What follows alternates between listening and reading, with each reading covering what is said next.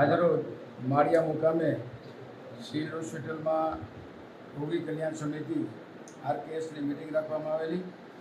સાથે સાથે ચોરવાડ પીએચસીની પણ આ સ્થળ ઉપર આરકેએસની મિટિંગ રાખવામાં આવેલી, જેમાં આગામી સમયમાં ચોમાસાની વરસાદ ઋતુને ધ્યાનમાં રાખીને દર્દીઓને પૂરેપૂરી સુવિધા મળે, દવા હોય, ઇન્જેક્શન હોય અથવા ઘટતી સુવિધા પૂરી પાડવા માટે આ સમિતિમાં નિર્ણય કર્યો છે.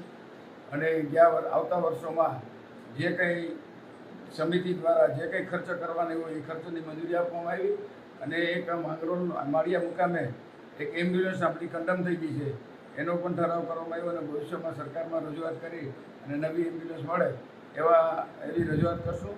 આજની બેઠક આજે સારા સંખ્યામાં પૂરેપૂરી સંખ્યામાં ફોરમમાં પૂરી થઈ અને ભવિષ્યમાં આ દવાખાનાની અંદર તમામ પ્રકારની સુવિધા પ્રાપ્ત થાય એવો નિર્ણય કરવામાં આવ્યો.